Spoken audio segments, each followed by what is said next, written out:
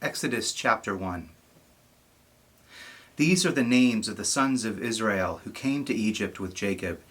Each came with his family: Reuben, Simeon, Levi, and Judah, Issachar, Zebulun, and Benjamin, Dan and Naphtali, Gad and Asher.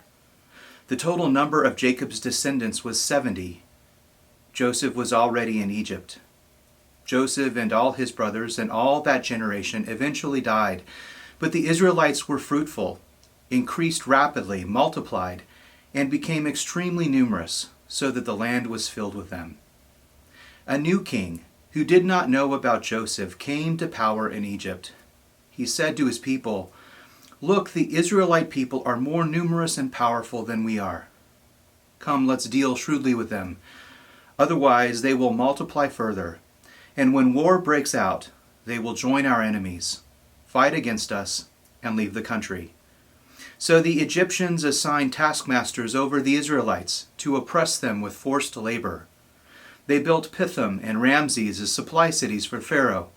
But the more they oppressed them, the more they multiplied and spread, so that the Egyptians came to dread the Israelites. They worked the Israelites ruthlessly and made their lives bitter with difficult labor in brick and mortar and in all kinds of field work. They ruthlessly imposed all this work on them.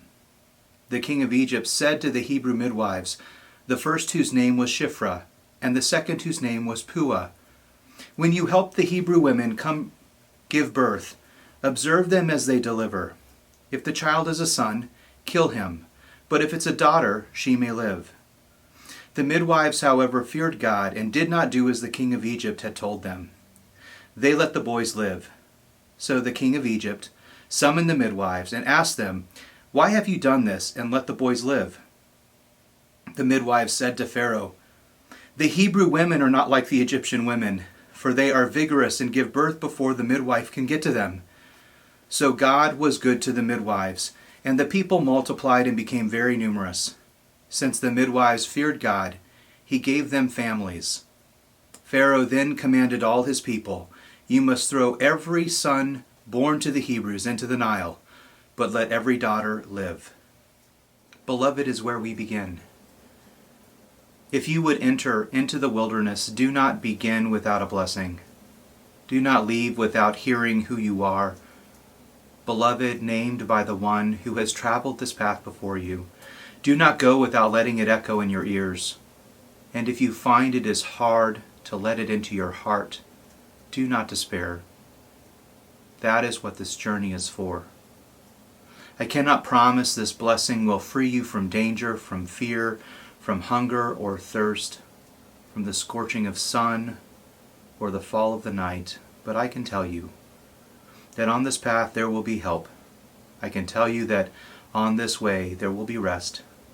I can tell you that you will know the strange graces that come to our aid only on a road such as this, that fly to meet us, bearing comfort and strength, that come alongside us for no other cause than to lean themselves toward our ear, and with wither curious insistence whisper our name, "Beloved, beloved, beloved."